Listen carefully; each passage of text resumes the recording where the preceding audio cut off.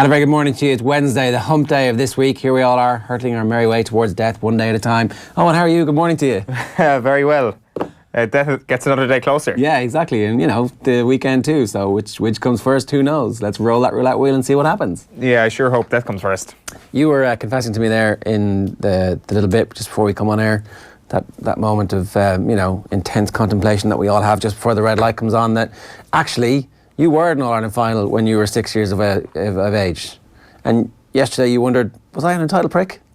I'm ashamed to say it. Naturally, we had De Klerk on the show yesterday who made a very valid point that 8-year-olds shouldn't have no business being at an All-Ireland final. He did clarify that they shouldn't take a children's, or that a child shouldn't take an adult's ticket, or when it comes to pricing, there was an explanation. But I am ashamed to say that as a 6-year-old, I was at an All-Ireland final. So I guess confessions out of the way early here, Ger. I was 7. My first All-Ireland final was Thurles for the 1984 All-Ireland hurling final, the centenary final. And I've got really vivid memories from the whole thing. How does it feel to be an entitled kid? You stole an adult's ticket. Pretty special. Cork were ending a famine of, I don't know how long it was it 79 was the previous, or 70, sometime like 78, 79. Some incredible famine that Cork were in, like 7 or 8 years, whatever it was, that stage. And I distinctly remember a guy completely bullfins drunk climbing the fence. And I was like, wow. And in my mind it was barbed wire, but clearly it wasn't. So there obviously wasn't barbed wire in the pitch. Was there? Would there have been? Was there a possibility that it was actually barbed wire? Yeah, potentially. But anyway, the way the wire used to be like wire, the concrete pillars. Yeah. And then they would kind of tilt backwards so that you couldn't climb them. Yeah. Well, drunk Cork fan was not getting stopped by any engineering feats or gravity or your bullshit. He was getting on that field because they'd hammered off you, so they knew they were going to win for about 20 minutes to go. So he went right over the top. Yeah, I was like, wow, look at that, that's amazing, look at that guy, Mom, look at that guy. He's like, but they were like too busy watching the game. I wonder where he is now. Probably complaining about 6-year-olds getting into All-Ireland finals. Yeah, all right, who knows? But it was amazing. So that's which All-Ireland final were you at? The replay in 2000. Got hammered. No, we did not. Please. You hammered me. Name an All-Ireland we have got hammered in. Galway hammered you. That was the semi-final. That was Meath. Meath hammered you in the semi-final, you hammered Galway in the replay. In 2000. Yeah, okay, sorry. Yeah, so that was my first All-Ireland final. But when I was 8, 2002, when we lost Armagh, I knew my place as an 8-year-old in the world. And I said, listen, Dad, I'm not going with you. There's an adult who deserves that ticket. I'm 8. I've got no business at an All-Ireland final. You go without me. I'm going to stay and watch the game on television. Yeah. So that was my decision. But as a 6-year-old, it was fine. Yeah, and I'd say it's one of the best things your dad feels that he ever did, bringing you to that game. Oh, massively, yeah. It was, I would imagine so. And also kind of all is there a real difference between that and all the celebrations that come after it? And there's tons of pictures of me as a 6-year-old with the Kerry team and there in Cardiff and stuff after winning that All-Ireland. Like, is that really different to actually being at the game? I'm not sure. Are all the people of all ages welcome to the homecoming, but not to the All-Ireland final is the question? Look, I don't know. I mean, I think that it's great that you get to go to games, and if you can get to go to games now, I would have been carried over at 7. I'm pretty sure they weren't paying tickets for me. That's all stopped. You can't carry anybody into grounds anymore. You need a ticket for health and safety. Yeah, that's really killed it, hasn't it? The old €90 tickets. Like, it is. I wonder, is it actually going to change, kind of on a serious point, the age profile of All-Ireland finals? If people will genuinely start thinking to themselves, listen, 90 quid. Yeah, come on. I'm not. Which of my children am I going to bring? I mean, like, how do you, like, you know, you can pick, but the bill in future for the therapy that your children will inflict on you will be high. Yeah, sure literally will. And metaphorically. I guess that would have been the same when it was 80 quid, though, I suppose, last year. Yeah. Of course. Let's move on, because we want to talk about this a little later on. Brian O'Driscoll is going to talk to us about the depth chart in the centre. It's our latest episode in the Irish Rugby depth chart ahead of the Six Nations. We're nearly finished. We've got the back three to come. Tommy Bowles is going to be doing that for us. We're going to focus on the centres with Brian after 8 o'clock. But here he is talking about how we match up against some of our rivals. I did an interview 15 minutes ago, and I was asked, what England player would I want, if I could pick one, who would I want to bring across? Yeah. And I went through the whole thing. And then the journalist said, so that's none. And I then backtracked because I didn't want him to say none in his article. So I said, I fit Manu Tuilagi, but I don't think Manu would want to. Yeah, I don't think you're dropping either of our guys. So Vunipola get in our team? Or was it only backs? Yeah, I think Billy does. Yeah. I think that's maybe I should ring him back up and say Billy. Too late. Wow. No England players in the Ireland team. It's he's dead right. He's absolutely bang on. They could make up the bench. I've changed my mind. Let's just crush them. Let's just wipe them out. Let's just erase them. Why don't the Lions committee just ring up Joe Schmidt now and say, listen, Joe, we not only want you to be the head coach for the next Lions tour, we want it to be an all-Irish team because you are better than everybody else in the rest of this committee and we're resigning en masse. Is there any chance you can just appoint all Irish people to the committee? Why don't the Irish just take over the Lions? We'll do a far better job. The Lions team right now would be interesting. There's probably a winger and a fullback. Is there somebody just ahead of Earls?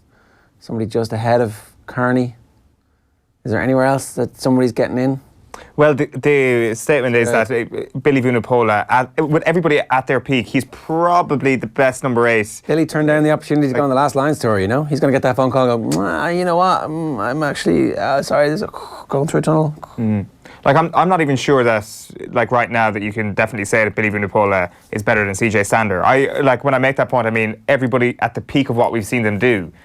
Can Billy Vunipola get to a level where he's above the consistency of CJ Stander once again? I think the height he reached was probably better than CJ at his peak so far. But I think if you look into the year 2019 and you look into the next couple of years, there is definitely a debate to be had there. It's definitely not science sealed and delivered that Vunipola is the best 8 around. No, but it might be no harm for us to just inject a little bit of nobody believes in us into this Irish team at some point because it's not everybody believes in them. It's really hard. It's like, all we have to do is show up into this massive fight. Do you know what? We can go and say to Maro Itoje, you've done very well, Maro, over the last couple of years. Everybody's injured. You can take Quinn Rew's place on the bench of the Lions team. And yourself and Billy can come along for the next Lions tour. And everybody from Scotland and Wales can just, not come. It's going to be a good second row when James Ryan plus Maro Itoje does actually pack down for the Lions. That's going to be pretty good. Yeah, it's terrifyingly good. It's a real pity we're not playing the All Blacks again, though, because But just on Itoje and James Ryan, we all heard the stories from New Zealand of Maro Itoje being so obsessed with the Irish freedom fight. And James Ryan, of course, do you not remember this? No. He was fascinated with Irish history. Right. Wasn't it history he was studying in university at the time? And he was constantly, I think Tyke Furlong was saying he was constantly quizzing the Irish lads about Irish history, republicanism, War of Independence, all that sort of stuff. And of course, James Ryan's great-grandfather fought in the Rising. That was one of the interviews he did last year with the print journalist, and I think he mentioned it in the interview with Joe as well that he did on the evening show a couple of months back as well. So there's a nice little conversation to be had there between the two second rows and the Lions team. They're going to have that's the bromance already locked in for living with Lions. The highest brow bromance ever. It's not all stupid jokes. It's actually the most educated second row and probably the best second row in the history of the Lions. Yeah, wow, okay, that will be interesting. I'm now intrigued by that documentary. You can tweet us this morning at Off the Ball or at Off the Ball AM. We're going to get the rest of Brian O'Driscoll's depth chart just after 8:15 this morning, where we rank our Irish centres. Inside centre 3-1, outside centre 3-1 as well. Two very interesting athletics guests coming your way. Gary Ryan is a former Olympian. Dr. Tom Comyn is an athletics coach. Two very renowned guys when it comes to injecting speed into Irish sport. They've worked with Munster. Alan Quinlan was in yesterday just talking about the impact that they were able to have on him and on his running style and just getting a little bit of extra speed into him. So this is something that we've been a little bit obsessed with since our 2015 roadshow down in Cork. Here's Derval O'Rourke talking about how bad Irish athletes can be at the mechanics of sprinting. Have a look at this. I think there's a lot to be said for correct sprint mechanics and running mechanics and that being taught when kids are quite young. I was lucky, I did some gymnastics as a child and then I did a lot of running, but I was in a really great club which taught me really well. And I just think specialising, you have these kids who are just playing rugby when they're really young, and I just think, why are they not on a track learning to run correctly? And I just think there's a lot to be said for that, but I don't know, is that a simplistic view? Well, maybe not. When you watch a soccer game professional, when you watch Peter O'Mahony play rugby, do you think he's not running properly? Not Peter, not Peter specifically, but professional rugby players, soccer players, are their sprint mechanics good? Well, recently, Simon Zebo would have been in my club when I was a kid. Right. He was a lot younger than me, and when I see him run on a rugby pitch, I always think you can tell that he's a runner. Right. And so I do it the opposite way. I pick out the people who I think have a running background. Really basic stuff, just lifting your knees, lift your bloody knees. I see people hitting a wing, and I'm like, Yeah, lift your knees like I'm shouting at the TV. They don't bend their knees high enough. They just don't lift them high enough. There's not enough drive through the ground. But, you know, I don't play rugby. Like, no one tackles me in my sports. I have a lot of respect for what they do. So... I think Peter O'Mahony was in the room, hence why he was singled out there. I'm pretty sure he was. I wasn't working that particular roadshow. It's really interesting, though, what she says, that you can actually pick out somebody on a ball-playing team and say that person has the correct mechanics of actually running. And also when people talk about that, how it's such an early thing when you're a sprinter or any runner, really, that the difference that must make for people who can actually be taught the correct way to run if they've got any natural speed must be huge. Yeah. And particularly in rugby, like obviously, as you said, Quinny was telling us yesterday about the sort of explosivity that they were being trained with. But even kind of on a less technical level than that, just technique. Like, I'm not sure how much technique went into training rugby players years ago. I'd imagine very, very little, but clearly it's something that's come in more and more. Here's the thing, that's elite sport, right? And it's not that it's too late, there's clearly going to be benefits from it. So as Quinlan said yesterday when he was sitting here, it was like, yeah, we did notice, like, very quickly. And you just feel that if there are progressive GAA counties out there, then they're getting their GAA clubs around the county to teach their under 8s, under 10s, under 12s how to sprint and what their sprint mechanics are, so that that county can get fast. That's how I would try and incentivise people to do this. Because otherwise, if you at Sport Ireland say we need to make the whole country faster because we're a really small country, and whatever our advantage is, the best advantage we have is being able to get a load of people to do things really quickly because we're really small. We can get messages out there. We can activate things quickly. How is it going to happen, you know? Do you have to send the kids to the athletics club, or can you bring the athletics clubs to football and rugby and gymnastics and everything else? I don't know. I think we need to do as much as we possibly can as a group so that everybody improves and suddenly, like, all our sports get faster. I would say that the best, like, obviously both of those ideas are good, bringing athletics people into GEA and sending kids out to athletics club who ordinarily play GEA. If I had to sense which one was better, I would say the latter, because that way that kid is playing GEA and is also competing in athletics. And it's not just the technique that they gain from that, it is also the other skills that you build up, even teamwork skills when it comes to relay and things like that. It's not just necessarily you're learning that for your GEA. There is things, even from a GEA perspective, that you could bring to athletics when it comes to the less technical elements of being skilled in that sport. Yeah. All right, we'll talk about this a little bit later on. As I said, you can tweet us at Off The Ball, or you can leave a comment for us wherever you're watching. Here's what's coming up. Irish Athletics around about 8:45 in the future for it. Bring the sports news with Darren Cleary around about 8:35. The depth chart from Brian O'Driscoll this morning at 8:10. And right now, we're going to bring you the sports pages. Okay, so I have mostly got Gordon Darcy's column in Easy Irish Times this morning. Sorry, Eddie, great leaders like Sexton talk to referees. This is Eddie Jones still dictating the agenda for everybody this week. Barnes' noble effort. See what they did? Barnes' noble effort. One jink off the right foot and a decent pass changed my life. So this is Robert Kitson, who we had on the show yesterday, talking about Stuart Barnes' new book. New book looks at why players must never underestimate the power of imagination. Barnes' noble effort. Get it? No? No. No, yeah, I do. No. Barnes and Noble? Ah, yes. Ah, yes. Of course. Captain Hawkshaw ready for lead role, after successful crossover. So, a former Dublin minor hurler will captain the Ireland under-20 team. David Hawkshaw, who played with St. Bridget's, and has a shout out to Keith Barr and Johnny McGurk as former coaches for him, which is interesting. I mean, if you're a brilliant under-18 athlete and the professional sport in town comes calling, and yet, you love this other thing, what are you going to do?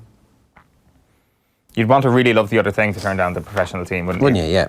It's the same story really applies to AFL players or potential AFL players. It's much harder though, right? Because you got to go to the other side of the world. Yeah. Whereas this is like, I can... And you haven't played that sport. Yeah.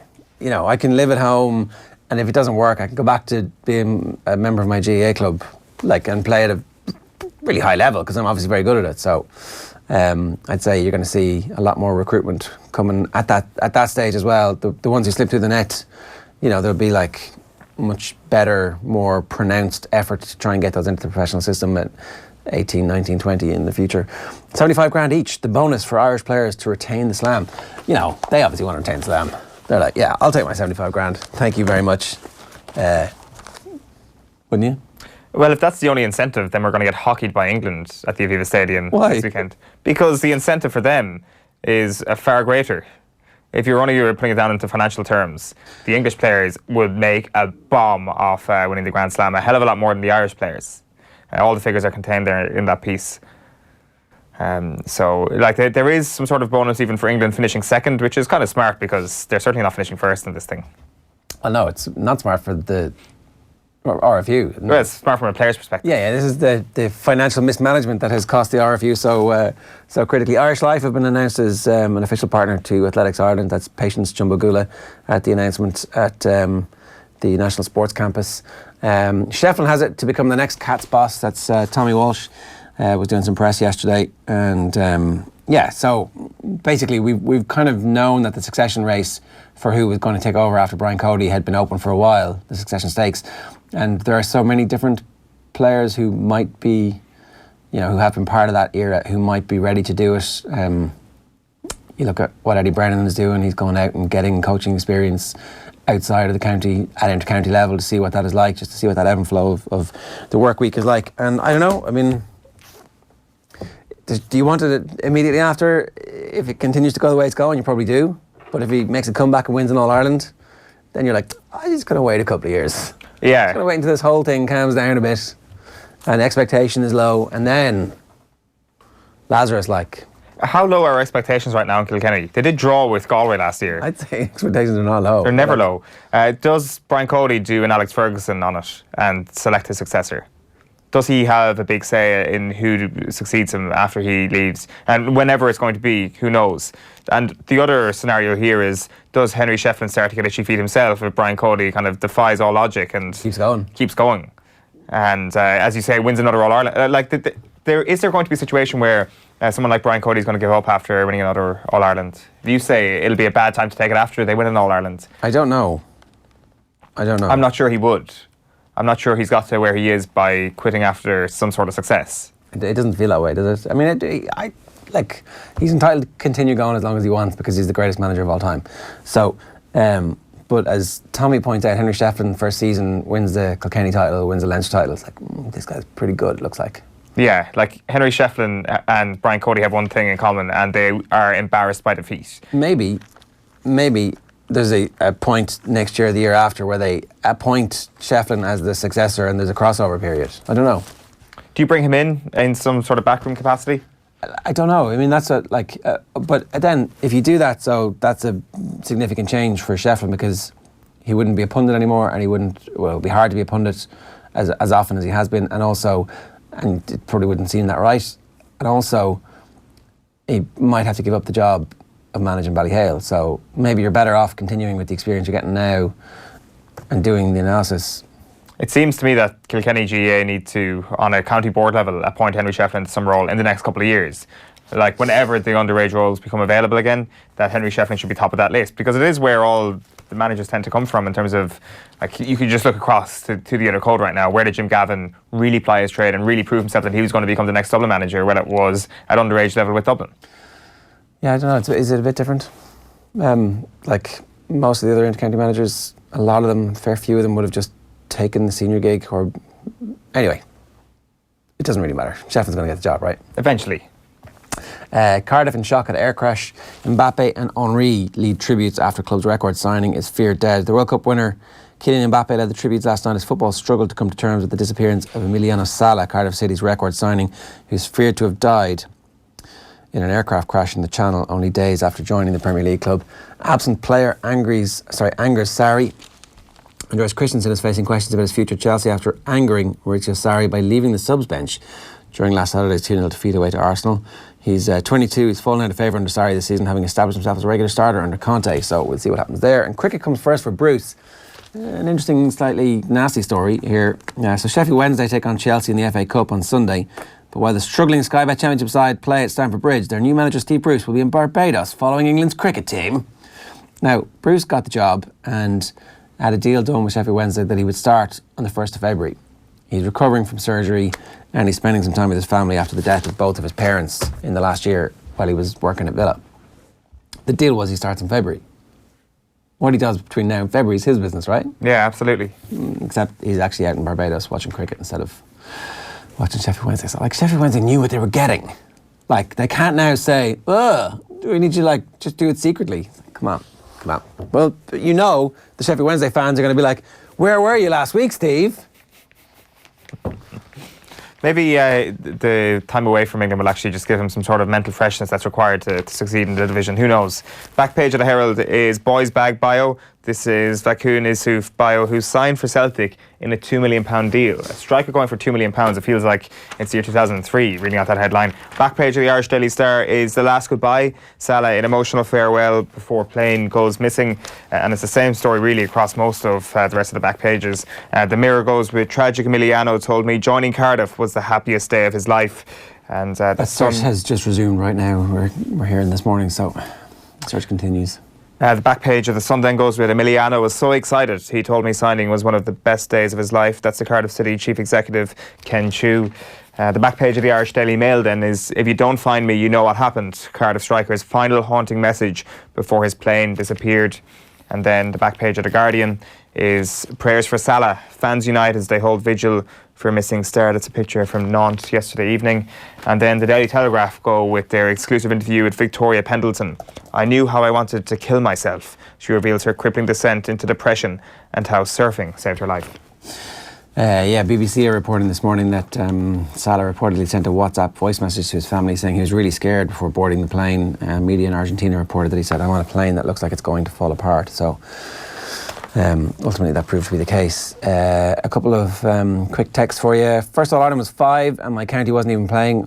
Must get onto my parents and tell them they did an awful job. I vaguely remember it. They did. I do clearly recall my dad marking the programme as part of lifelong training he's been doing and still hadn't mastered. #OTBAM says Isla Cody. Morning to you, Isla. How you doing? Cian Ryan says Cody doesn't have an ego like Ferguson, so no, he won't be picking his successor. DJ Carey will be the next senior manager after Cody. He is current under-21 manager. #OTBM. Well, that would make a lot of sense, the lack of an ego thing. He doesn't really have an ego. He's just driven completely by winning and winning and winning. Was the Ferguson thing a pure ego trip? Yeah. Fair enough. Yeah. Fair enough. Yeah. Hand-pass cop-out sets football back 5 years as Central Council caves. This is the Brownie Beach today, Owen's favourite column today. He is in 100% agreement with Martin Brownie. Well, no, I'm in agreement with his take on the hand-pass rule.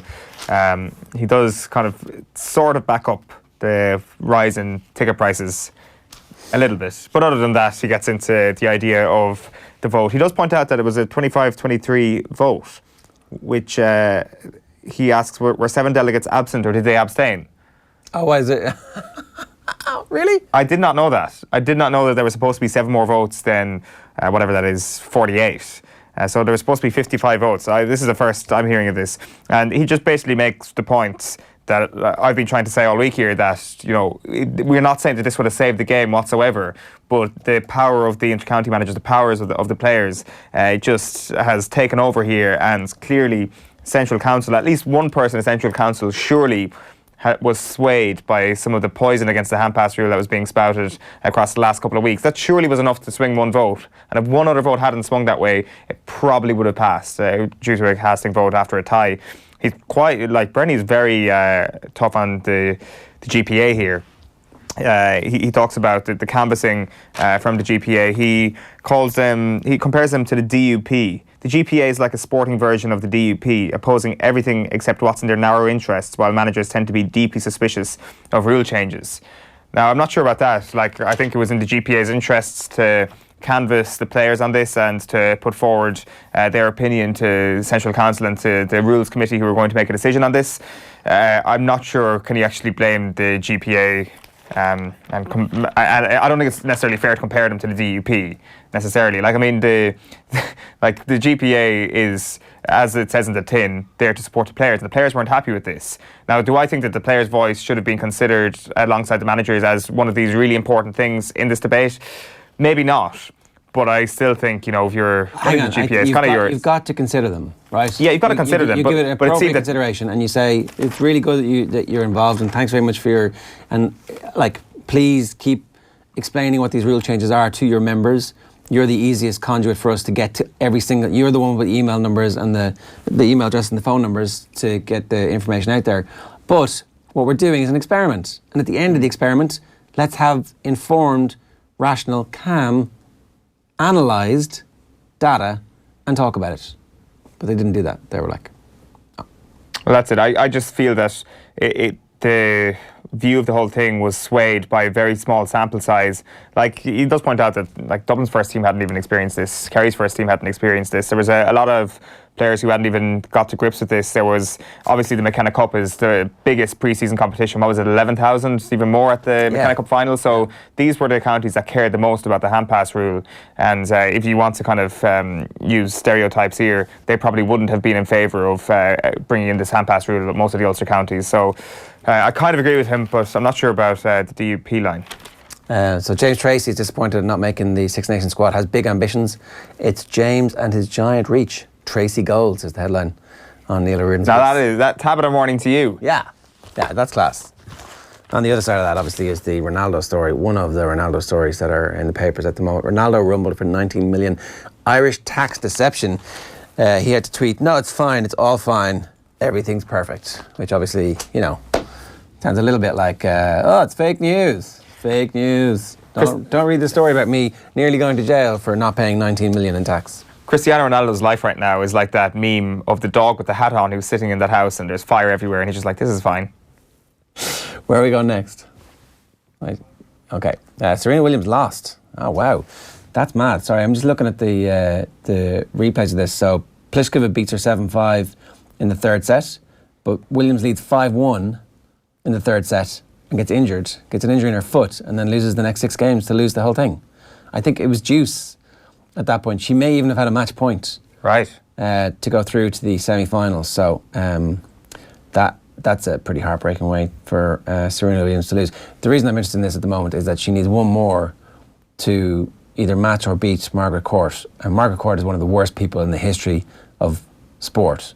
And as soon as her name is erased from the top of the... and whatever you think about Serena Williams, and I know Digger is busy tweeting me as we speak. She's a better person than... Way better. Yeah. Way better. It's not even... They're not even in the same ballpark. Doesn't Margaret Court get a lot of coverage during the Australian Open? Does she? As in, she is an Aussie. She's kind of revered down there at the moment. So for her to do it at the Australian Open would have been... Yeah, it would have been absolutely I know that, obviously, Billie Jean King has come out publicly over the last couple of years and said exactly what you said, that you were a terrible human being, Margaret, and you need to get away from tennis. So I think that people have stepped back a little bit, but always when it comes to the Aussie Open, you think of Margaret Court, you think of how she's revered down there, because they would say, a lot of people there would say that she's one of their greatest ever sports people, whereas other people want to kind of erase her from history. So to see Serena actually surpass her at the Australian Open might have been a rare positive. Oh, it would have been class, yeah. All right, look, we recorded this with Brian O'Driscoll earlier this week. It's the latest edition of our Irish Rugby depth chart. It's about the centres, funnily enough. Have a look. All right, so we've been doing our power rankings for the various positions. We'll finish up with the back three with Tommy Bowe later on this week. But Brian O'Driscoll's here to talk to us about the 12 and 13 for Ireland and the relative strength and depth we have at the minute. It's a pretty healthy situation we find ourselves in. Yeah, never seen it before, that strength and depth, where you could pick, straight away, 5 great choices. Yeah. And that's before you get into a Stuart McCluskey, who could do a great job for you, Rory Scannell, Tom Farrell, who's now finding himself in the mix in a national squad for the first time. So, we are in rude health in the centre position. Does it matter who plays 12 and who plays 13 in all those combinations? You need to be able to if you're going to play your way into the team, do you need to be able to do a little bit of both? I think it helps. I think certain moves will dictate that personnel will switch around, so there's always a little bit of left and right. Yeah. Myself and Gordon Darcy played 12 and 13, but at times I would have found myself in the 12 jersey. So, that's largely for first phase, the number on your back. Yeah. After that, it's just play heads up, and you'll use, if you have a Chris Farrell in there, you're going to use him to give you advantage line. But yet, we've seen the subtlety of his hands as well, which, will deceive teams. So you've got to have a mixture to your game, because there's an expectation to carry quite a lot in the centre in close quarters in Joe Schmidt's teams, where they'll hit up and then use the centres to hit up again. So you have to be quite durable, and you have to be able to pack a punch, which the centres I mentioned, I'm talking about the other ones of Addison, Farrell, Bundy, Aki, Henshaw and Ringrose as the five that are vying for probably 4 centre positions. On the plane. Yeah. I think the thing is that I think Addison's going to go because of his versatility. Yeah. Because he can play wing. I think he might even be recording the fastest times. Oh, right. Yeah. I think it might even be quicker than Stockdale. Right. I think. Certainly of the centres, he's comfortably the fastest.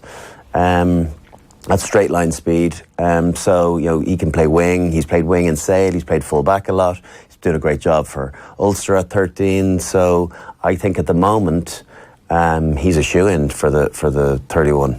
Right, as a fullback on top of the 4 or as one of the 4? No, on top of the 4. I think that's where he really helped Joe Schmidt out. But then it's going to be at the loss of somebody else in the back 3. Yeah. So it seems it's him versus Larmour for the 23 jersey at the moment. Yeah. Yeah, and I think he's now starting to really push as a more viable option for 23. I think he might get into the starting 23 against England, even though Larmour's been outstanding every time that he's been involved in a 23. I just think when you can cover 3 positions... That's what you call meteoric in terms of a rise. It's like not involved at all in Irish rugby. I was talking to some of the boys over in England about him, and... he was a nice player in the Premiership, had some injuries and was talked about a couple of seasons ago about maybe being a potential England prospect, but that fell by the wayside very quickly. And the speed at which he's gone into to Ulster and started playing really well, got capped in November and has continued with great performances. I think a huge amount of their back play up north has been down to his addition. Right, well, that's always a good sign. Let's talk through the 12s and 13s and who might be in the pecking order for the 12s. So we'll start with the 12s. Well, it's Henshaw who I think is Joe Schmidt's number 1. But he struggled with a lot of injuries over the course of the last 3 seasons. Yeah. He's been around a long time. He was around for a year before. My final year, he was in the mix. He was even training with us the year before that. So he's probably in the squad 6-7 years and probably doesn't have as many caps as he should have because he's picked up big injuries as well, shoulder injuries, joint injuries. So his durability when he plays and his engine and he's one of those players that's capable of spending 6 months out and you can throw him straight back in. Yeah. And not a bother. He just has such a brilliant engine. And then I think his starting partner in first choice is Gary Ringrose. Does that help they play together for Leinster? I think it has. If that element of telepathy, of understanding one another's game has been honed.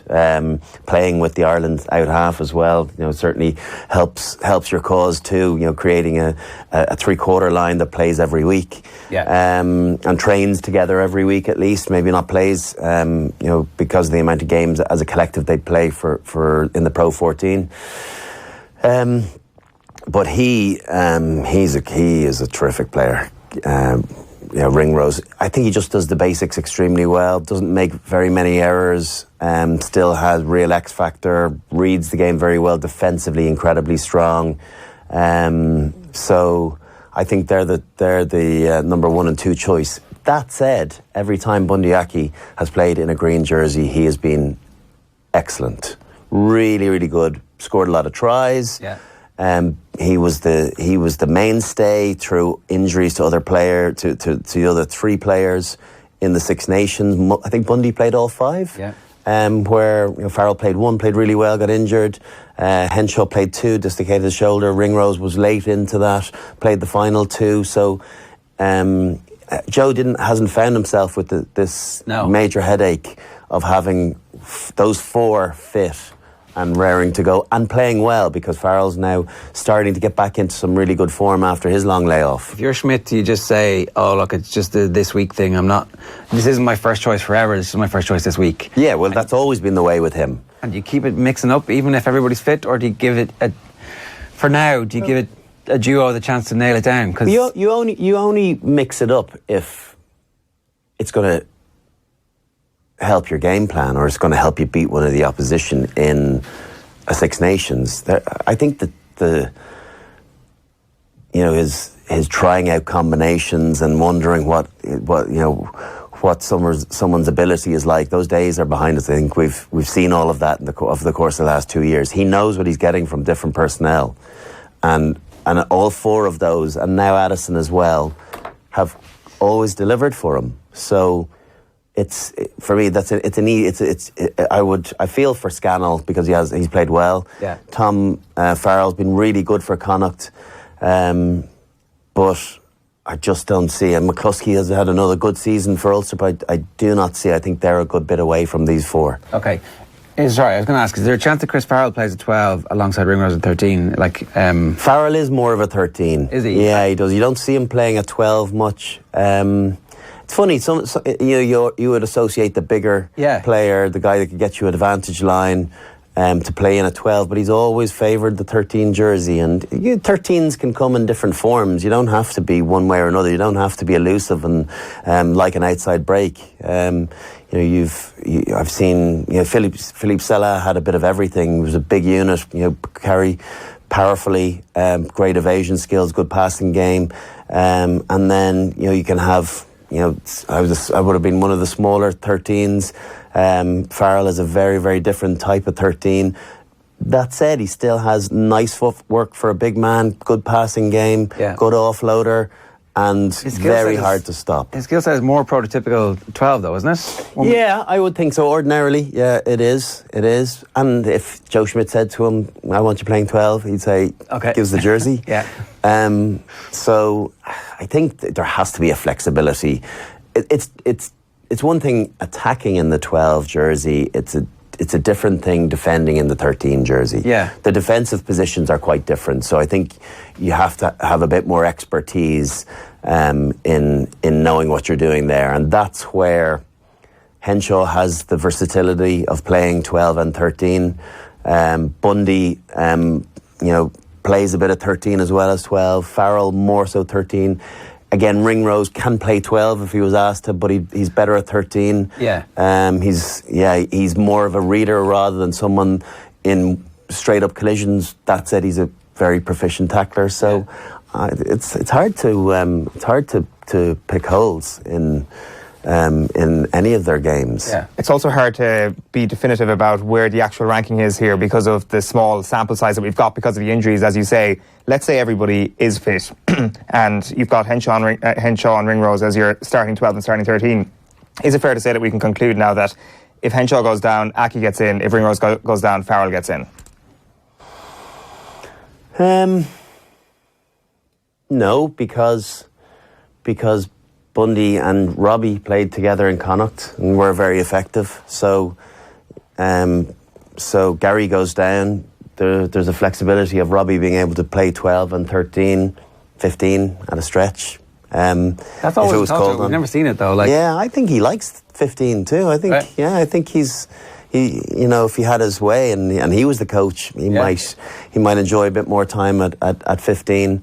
So it'll be interesting to see what happens with that development. If after the World Cup, Rob Kearney decides to move on, or whether the feeling is that there's time to invest in some of the younger players, Larmour or Conway or a position or an Addison or maybe Robbie Henshaw to try and fit your best players in, and that's what has to happen. Remember years ago, Shane Horgan, never played on the wing before in his life, and he got capped internationally as a winger and became a winger thereafter. Because it's just about getting your best ball players on the park, and when you've got four centres of the calibre of the ones we've mentioned, if you can have a positional switch where you can get three of those four on the pitch, and they'll do as good a job, well then why wouldn't you do that? Yeah, exactly. And that's why Leinster wanted to keep Joey Carbery and stick him at fullback, but not to mention the war anymore. We've had enough of that. So Yeah, it's been a pretty good time for all of us. I'm pretty happy.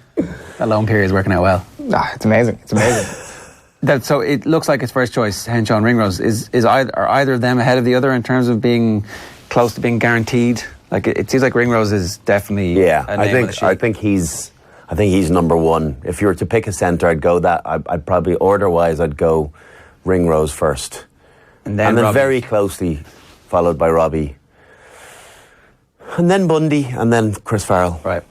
Internationally, how do we stack up against everybody else? Like, really good. I did an interview 15 minutes ago, and I was asked what England player would I want. If I could pick one, who would I want to bring across? Yeah. And I went through the whole thing, and then the journalist said, "So that's none." And I then backtracked because I didn't want them to say none in his article. So I said, I fit Manu Tuilagi, but I don't think Manu would want to. Yeah, I don't think you're dropping either of our guys. So did Paula get in our team? Or was it only backs? Yeah, I think Billy does. Yeah. I think that's maybe I should ring him back up and say, Billy, too late, I missed opportunity. But there's really not. Like even the second row, James Ryan for me is, he's in. That's it. Yeah. And then Dev Toner for your line out, and now what he's doing around the park, our front row.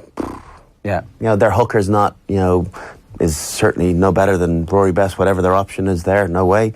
Back row, maybe Billy would have been the choice. I think I'll get my phone out and text you, man. And what about the All Blacks at centre? Are we as good as them at the moment? I think we're better than them. Right. Yeah. I think that they haven't been able to replace Nonu and Smith. I think that's been because they've had Barrett, and who's carved teams up on his own and been so exceptional over the last 3 years, that he's really made life a little bit easier for his centres. Sonny Bill hasn't been quite at the standards that he's previously set. Yeah. Fekitoa's obviously moved on.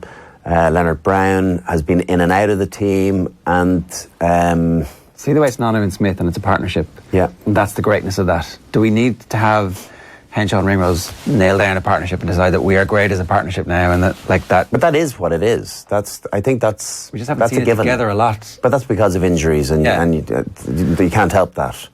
But I do think that is a partnership that should go for another 7 or 8 years if they can remain healthy comfortably. Yeah. So I'm going to ring the New Zealand Herald and say Brian O'Driscoll says no All Blacks will get into the Ireland team. He's not joking, by the way. Instead of Ringrose or Henshaw, no, I wouldn't.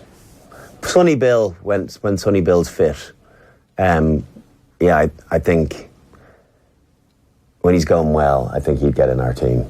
But I don't know if I'd pick, Ryan Crotty, nice player, broke our hearts years ago, but would I pick him ahead of Henshaw? Don't think so. And I wouldn't pick Goodhue ahead of Gary Ringrose, no way. Is Gary Ringrose at Conrad Smith's level just yet? No, not yet. But he could, Yeah, he'll get there. Well, Conrad Smith was really one of the greats, probably.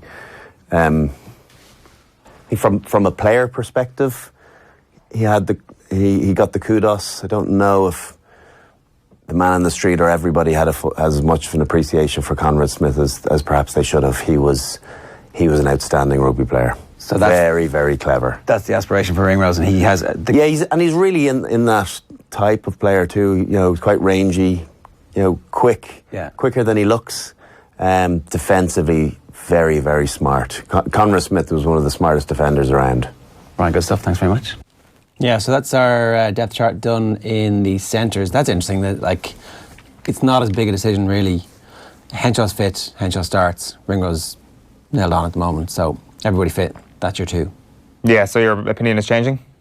No, that's what Joe Schmidt's going to pick. Oh, yeah. That is true. There is... I'd probably pick that too, but it would be interesting to see Chris Farrell start at 12, just to see if he can also play there, if there's certain things. If Henshaw goes down, probably Bundy just goes straight in there, but I don't know.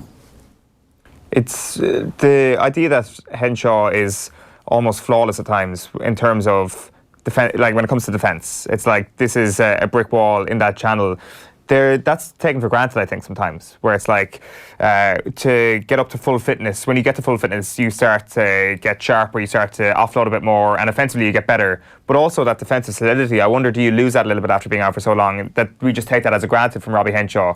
And like I think sometimes we do, that it's like this guy just delivers time after time after time, making tons of tackles defensively. But actually, when you've been out for a little while, the thing that we take for granted needs to be brought back up as well. So maybe there is an argument that he's not a shoo-in into the team. But in my opinion, I think so. I think it's himself and Gary Ringrose when they're both fit, and it's very, very hard to deviate away from that, despite the fact that we've got such good depth there in that position, particularly with the two lads backing them up. Yeah, no, I think that there's also just a raft of information we don't have access to, like exactly how well they're training at the moment, what their stats are from game to game, the ones that get published and then the ones that they actually keep secret for themselves. So they'll know exactly how well the defence performs when player A and player B play together.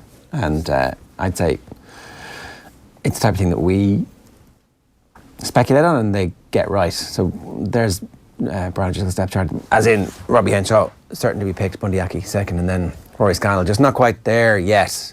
Scannell's definitely an interesting option into the future. Like, again, having that left boot, that ability to boot the ball a mile at any given moment that you need to boot the ball a mile, that's very valuable.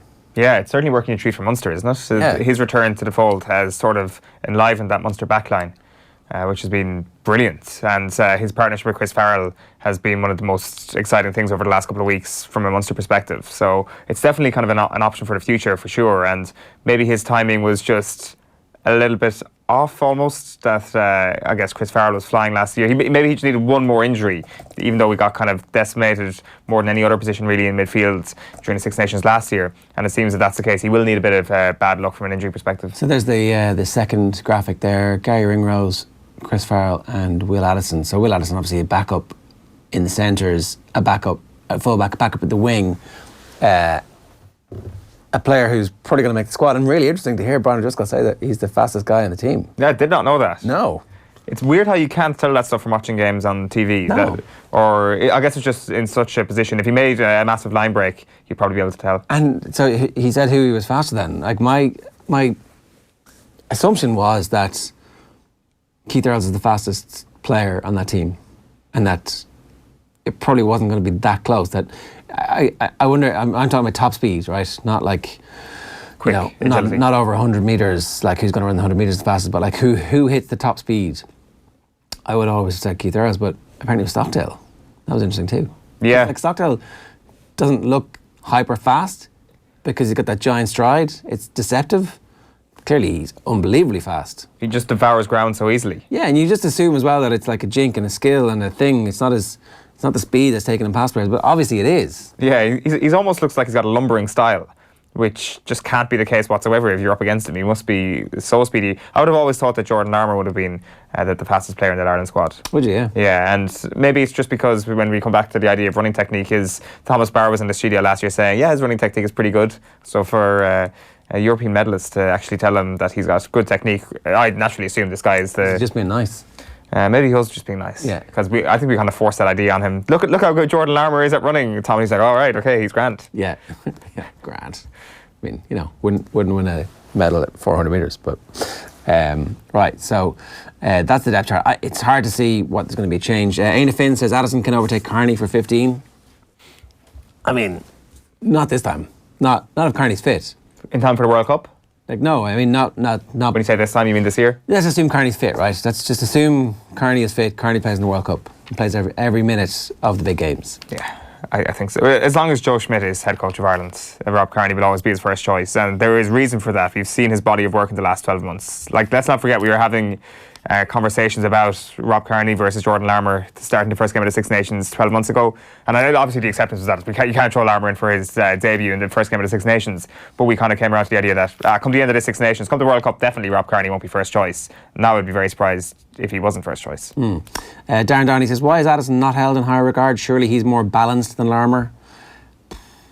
I mean... Time in the Irish game, maybe? Yeah, I think that's definitely one thing. Like... Larmer's had those explosive moments. Certainly, look, I don't know. I mean, again, there's the information that we have, that we see from our casual watching of these players when they play, and then there's the bits that the coaches see every day in training. So I don't know what's going to happen there. And I don't know where Jordan Larmer's best position is just yet. And Hugo Fallon wants to know, does Farrell's size help negate the line speed that Wales no doubt will bring? I think that there's definitely stuff that Farrell does that is different. So if Farrell's a 13, right, then that's a very different type of 13 from Ringrose. But I can't see any coach taking Gary Ringrose, a fully fit Gary Ringrose, playing at the form he's in at the moment, out of your team. No, neither can I. It's an interesting point, though, isn't it, about the size of him and just a completely different dynamic that he does bring. How does that manifest itself up against line speed? Is it that you can just take the tackle a little bit longer? It gives you that extra half a second for everybody else to... Size. Yeah, how does the size work? And you break the tackles, obviously. But even if you're not breaking all the tackles, you're holding on for an extra half a second just to allow everybody else to get back, and you don't get... you don't allow the jackal position to emerge or something like that. It's an interesting dynamic. He's a completely different specimen just looking at him in comparison to Gary Ringrose. And I definitely agree that him being involved in matchday squads can be hugely positive from an Irish perspective. Patrick McEnany has been drinking the Brexit soup. He says, Itoje, George or Hartley, Billy Vinipola, Ashton are better than Toner, Best, Stander and Earls for a start. A lot of other calls 50-50 in regards to what English players would make the Irish team. You'd want to go and have a long, hard look at yourself, Patrick. That's all I'm going to say about that. Kevin Callahan says, Hugo, I'd be more worried about England's size, not their speed of Wales. I'd start Farrell for the England game. Hashtag OTB AM. All right. Leia Healthcare have released their latest episode of a 3-part series featuring World Rugby Player of the Year Johnny Sexton today. We're featuring in the Cross Off the Ball as well. Here's episode 2 of The Player. It's a pretty unique thing, goal kicking. If you think about it, it's like playing golf in the middle of a rugby match. When the whistle goes for a kick, and your heart rate could be going through the roof and you're asked to take a kick, or you could be carrying 2 or 3 knocks and you're asked to take a kick. So that's the challenge. That's why you can miss a pretty straightforward kick at times. We used to wear heart rate monitors in games. The highest was for me when the penalty was awarded, and then the rest of the time you're trying to get your heart rate down. I think having a process is the most important thing, and then the hardest thing is just trusting it. Just try not to let anything else come in and get in the way. I don't think being judged as a rugby player is hard, because you've done it so many times, and you know that when you play on a Saturday, everyone's going to be talking about it Sunday, Monday, Tuesday, until the next game, and you get used to that.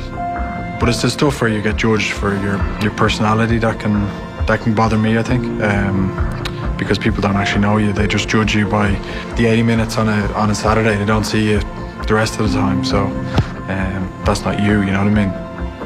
Over the years, different incidents would have led to people thinking you're a certain type of person, or that you're angrier than you actually are. But that's the hard part, isn't it? You're going to get criticised for something. It's still very hard to talk about yourself, so you'd have to ask someone else. Being in a team, I think, teaches you a lot. You got to deal with people. You learn how to deal with people. People that aren't the same as yourself, and I suppose that teaches you a lot. So yeah, rugby, I think, can teach you some good lessons for outside of rugby, for life, really.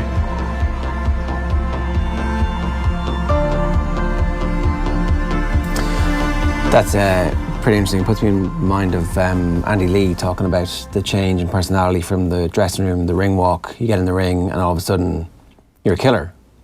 And all of us who know Andy Lee from sitting here all the time know that he's one of the world's most gentle people, a proper, the very definition of a gentleman. And in the ring, some guy's punching you, trying to knock you out, and you're going to knock him out. That change of character, Is it a change of character, though? I think that's how Andy talks about it. It's you morph into something completely different. The fact that he has that calmness and the way he can figure things out is surely a huge aid. Obviously, you have to bring a level of violence to what you do just to kind of get the best out of you physically. But in terms of your mindset, I'm sure being cold and calculated, particularly in Andy's weight division, would have been a huge help. Knowing when to spot the gap, knowing how to tactically approach it, and the fury that can sometimes take over is surely not a good thing. They're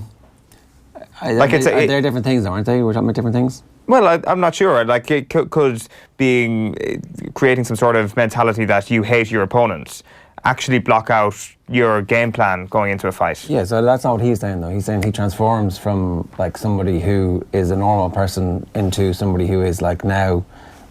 It's game face, and that game face involves fighting. In his case, in Sexton's, it involves like being aggressive at the line of contact and doing all that kind of stuff. It's weird to hear him dismiss that kind of caricature of him, because every player that talks about Sexton, they'll always say he's grumpy and he's cranky, and that's one of his assets, and that he gets the best from the players around him by being demanding, and this guy who will not give you an inch, never mind the opposition. It's weird to see Sexton kind of roll back and say, well, that's not actually the person I am. I'm not actually high maintenance. I'm not grumpy, I'm not irritable, I'm a much different person away from the pitch. Well, most players who talk about him on a human level, they seem to suggest that that's part of his secret. That's why he's got the best out of himself and so many others over the years. It's interesting that he talks about the heart rate there, because it's such a common thing when you're watching a particularly intense match. Even like Munster the other day with that Carberry kick, it's like I couldn't get my heart rate down to actually watch this, let alone at the actual kicker getting his heart rate down to kick the ball straight between the posts. The last one, the winner. That's where he orders the posts. Posts. Yeah. That is cold. That's a killer instinct. Yeah. Morning. The search for the missing plane carrying Cardiff City's new player will resume this morning. Emiliano Sala was on board the light aircraft which disappeared from radar near the Channel Islands on Monday evening. Guernsey police confirmed a number of floating objects were found in the water before the search was suspended yesterday. John Fitzgerald, Chief Officer of the Channel Island Air Search, said a cushion and a bent piece of metal were among the objects recovered from the sea. Sala and the pilot were the only two on board the plane. Guernsey police say chances of survival are slim. An audio recording purported to be a WhatsApp voice note recorded by Sala has been played on TV in Argentina. Speaking in Spanish, he said he was aboard a plane that seems like it is falling to pieces. Sala's father, Horatio, said he was speechless after learning the news via the media. I don't know what to think at this moment, since a local TV news channel, who were the first to call, told me over the phone. I don't know what else to say. I don't know what to think. The hours go by and I've just been thinking the worst. I don't know. I spoke to him on Sunday. He was very happy because he was going back to a bigger club which he liked. Things were going well, he was playing well. And the news that this thing happened, I don't know. There are no words to explain. Now, Sam Allardyce says the number of coaches working in England who are foreign is extremely worrying. The former manager of the England national team believes the diversity in the modern game has hampered the development of young managers. Allardyce says the Premier League is an international league played in England. The 64-year-old claims that only 15% of owners in the Premier League are English. That was proven to be incorrect. 30% of Premier League clubs are controlled by Englishmen, while 50% of Crystal Palace is also owned by an English consortium. Big Sam was speaking on TalkSport. It's just bewildering, the amount of top quality coaches and managers in this country who are sat without a job and not even getting a job to get interviewed at an Oldham, or a lot of the championship clubs now that most are being owned by foreigners are now picking a foreign coach or foreign manager, which then evolves around a first team coach who comes from abroad, a reserve team coach comes from abroad, and there's 4 or 5 generally follow in the same nationality as that manager, which is extremely worrying, and should be extremely worrying for the whole of this country in terms of our development of young coaches and young managers. I mean, the FA spend huge amount of millions to qualify us, but we've not got an awful lot to say about where we get our jobs from, because they're fast diminishing in this country. 72 jobs in this country, 72 managers, 72 first team coaches, and I bet the percentage is running at probably 35 or 40% of those 72 clubs are run by or is in charge of a foreign coach. Increasingly becoming more difficult to choose a career as an Englishman in your own country. This is mad, isn't it? This is where Brexit comes from. Like, this kind of nonsensical logic. They took our jobs. Yeah, that's exactly what it is. The terrible South Park episode where they just mutter, they took our jobs so much. Amazing South Park episode. The words lose all meaning. It's an amazing South Park episode. It's one of the all-time classics. But he mentions Oldham there. I thought Paul Scholes was getting the Oldham gig. Like, he specifically name-checked Oldham, didn't he? Yeah, it was a strange one to zero in on. Or they just pissed off that Scholes getting a gig and he's clearly not qualified because he didn't do all the badges and stuff. That's ginger superiority right there. Yeah, Paul Scholes getting the gig over Sam Allardyce. It's it's also the least surprising Sam Allardyce thing to hear, right? It's like when Neil Warnock says that when he exercises his view on Brexit a couple of weeks ago. It's like, yeah, this is the least surprising thing I've ever seen. But there's still sort of a disheartening nature to it, isn't there? Yeah, it's like when you look back at the team at Bolton that made Big Sam somebody who was able to get on the managerial carousel and make tens of millions, that team was injected through with world-class players from abroad. It wasn't just Kevin Nolan scoring headers. JJ Okocha. Exactly. Ivan Campo, he didn't sign Djorkaeff, did he? Did he sign Djorkaeff? Or did Djorkaeff go to Birmingham? But it was a bunch of them. There was loads of them who completely transformed the fortunes of that team. That Bolton side even had Sasa Church be a really good Premier League player before he got rich and went to Aston Villa and phoned it in. He did have Djorkaeff, yeah. But it was all about Kevin Nolan, Ger. That's all that mattered in that team. I'm sure if you ask Sam Allardyce, he'd probably pick him as his favourite player. I don't understand, though, him bemoaning the fact he also mentioned that interview at this stage, it's looking like the best bet is to manage outside of England. Sam's only job outside of England has been in Limerick. So it's not like he's had to go further afield to try and find a job. I think the suggestion that Premier League clubs are no longer hoodwinked into giving him the top jobs in football, I think, is more so what has upset him. Yeah, it is very dispiriting. It's of a piece with the coverage of Brexit in the English papers. They just don't give a shit about anything. And they're trying to protect some crazy vision of 1960s England, which was a shithole and didn't exist. Best of luck, Sam. Best of luck. Now, Tomás O'Shea doesn't believe Kerry are genuine contenders for the All-Ireland title in 2019. Yeah. Peter Keane is the man tasked with bringing glory back to the kingdom. He has succeeded Eamon Fitzmaurice and comes in with a good record at underage level. Keane managed the county minors to 3 successive All-Ireland titles. O'Shea thinks it will be at least 2 years before Kerry are proper contenders again. He says in the 42.ie interview, "I think there will be pressure. Kerry are being bandied about as the team to take Dublin off their perch. If any team will, and I'm saying, what the F? Where's that coming from? Because they don't even get the chance to go against them last year. I'm not going to be talking about Kerry having a chance of winning the All-Ireland. I think they have a lot to work on." He was watching our crystal ball at the start of the year. I predicted Kerry to win the All-Ireland in 2021, which will be their next All-Ireland. So Tomás O'Shea obviously thinks it's going to be another 2 years as well. I think he's right. This is Kerry nonsense. Y'all think cute tourism. He finishes finest. The piece in the Indo finishes, or one of them finishes with the cream always rises to the top. Kerry will always be there or thereabouts. Yeah, well, the rise is going to take another 2 years. It's no. Thereabouts means in an All-Ireland final. It's an extremely thick bucket of milk we've got going on here. The cream is going to take another 2 years. The cream is to going to be ferment. like this. We'll be drinking it with straws. Oh, absolutely. For years and years and years. I can't wait, but for now, I'm going to go milk-free. Where did this fake Kerry humbleness come from? When did Kerry start pretending to be humble? Yeah. We've always been humble, grounded, sure. You don't give a shite about us up above there in Dublin, do you? Says Eoin sitting in Dublin. I think that I can see why there would be a little bit of fear in Kerry, because there's all that other stuff going on in Kerry at the moment with the players allegedly involved in who have represented Kerry at different levels. That was that piece that we didn't really talk about. Tony Lean was asking the Kerry manager these questions, and the video emerged of it. And I didn't think that the Kerry manager gave a very... it wasn't as clear what would happen if his players had been involved in something. It was kind of like, well, I don't know who those players are. That's not a great look either, especially when Tony Lean said he did know who the players were. So, and certainly the rumour mill would suggest that the players are not that hard to identify. So, I can see why Kerry supporters will be worried about that, because that's a big thing that's happening in the background. But at the same time, there's been this infusion of amazing talent over the last couple of years. And there was very specific stuff that O'Shea is talking about there, where, the tackle count needs to be higher. The dubs, if you look at the their ability not to concede goals. A lot of it is because Brian Fenton is working hard. A lot of it is because those forwards are back in the corner-back position again and again and again. Everyone's like, oh, wow, look who that is making that tackle.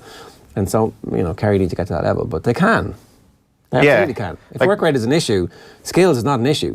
It's incredibly tough to actually gauge how Peter Keane would apply his particular set of skills to the senior job, because it's hard to identify how much has actually come from him in terms of the minor teams over the last couple of years. Because the one thing that I noticed about those Kerry minor teams, even during the David Clifford era, when everybody was talking about him banging in hat-tricks every week, was the quality of their tackling. They were brilliant at dispossessing the man, and I haven't seen a Kerry team like that before. I'm just not sure, was that a particularly gifted bunch of backs, or was it excellent coaching from Peter Keane? I really hope it's the latter, because he'll be able to bring that to the whole senior squad this year, which, as you say, is the single biggest problem with Kerry at the moment, the full back line, and stopping the slaloming runs right through the heart of the defence. And I guess positionally you can actually help that just by somebody tracking back a little bit more and stopping, plugging that gap a little bit, but also the quality of tackling probably needs to be brought up a notch as well. So it'll be interesting to see how much he actually brings to the table. But let's not forget, it's not just the young players as well. Like, bringing Tommy Walsh back into the team this year will hopefully be a big move, especially with the new rules. I think Kieran Donaghy picked just the wrong time to retire. Get him back for one last tour of the battlefield. Spring him from the bench for the All-Ireland semi-final, final. Footballer of the year again. Thanks very much. That's it. That's how I saw 2019 playing out. But unfortunately, 2 more years for the cream to rise. It's Kieran Donaghy's fault. He's actually just stirred the pot back, and the cream is like risen to the bottom again. And if he came back, the cream would have immediately risen. Risen to the bottom? Fell to the bottom. Yeah, that's right. Simon Zebo has thanked Ulster after the province issued a lifetime ban to a fan found to have racially abused him. The incident occurred during Ulster's Champions Cup victory over Racing 92 at the Kingspan Stadium earlier this month. After conducting a thorough investigation, the province found that Zebo was the subject of racist taunts. Ulster thanked supporters for assisting in their investigation and also sent a written apology to both Zebo and his club. In tennis, Serena Williams is out of the Australian Open. She lost a dramatic quarter-final in 3 sets to Karolina Pliskova, going down 6-4, 4-6, 7-5. Pliskova will now play Naomi Osaka for a place in the decider. The US Open champion beat Ukraine's Elina Svitolina in straight sets. Williams missed 4 match points before losing, but insists it wasn't a bottle job. She hit an ace or, unreturnable serve. Like, I literally did everything I could on those match points. It's not like I can't say that I choked on those match points. She literally played her best tennis ever.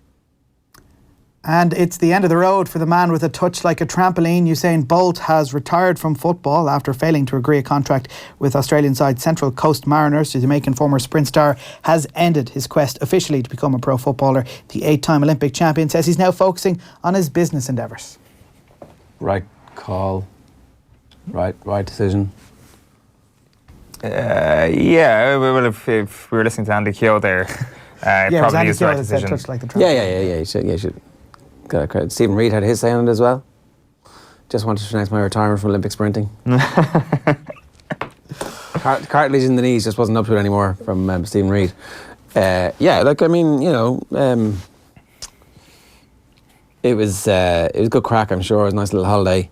It's great for that Central Coast Mariners. Yeah, I was going to say it's great for their brand. Who's that golfer that everybody complains they can't? And I don't know. Just you get yourself into slightly uncomfortable territory when you're an athlete like that, who has been a superstar athlete and has had all of the benefits of being a superstar athlete for a long period of time. I just don't see how he thought it would actually work out. I mean, they took him on trial. He wanted an extortionate amount of money to play for them, despite the fact his. He wanted money for them selling tickets, which is fair enough.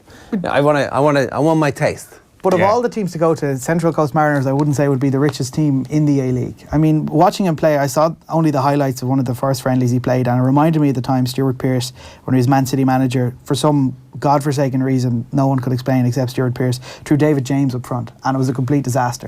It was like watching a lad plucked from the sand play football.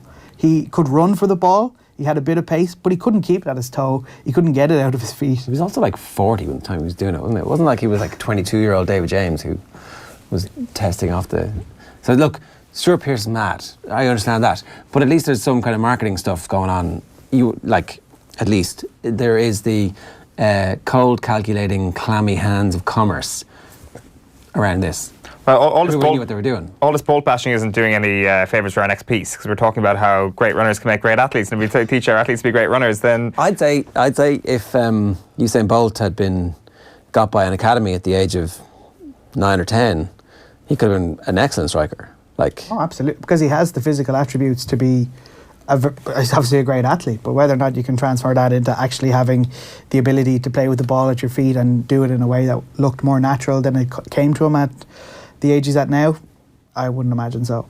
Yeah. So, as I say, former Olympians Gary Ryan and Dr. Tom Comyn joined me in studio yesterday afternoon. They were speaking at the announcement of Irish Life Health as an official partner to Athletics Ireland. Irish Life Health are backing athletics as a sport that delivers on health, wellness and lifelong activity. So both Gary and Tom have coached outside of athletics. With Gary, he just finished up with the Tip Hurlers, who was with them from 2014 until last year. And then Tom, of course, was involved in Munster Rugby, as Alan Quinlan was telling us yesterday. So here's Gary first, telling us why there was such an appeal for a coach like him to be involved with the Munster setup.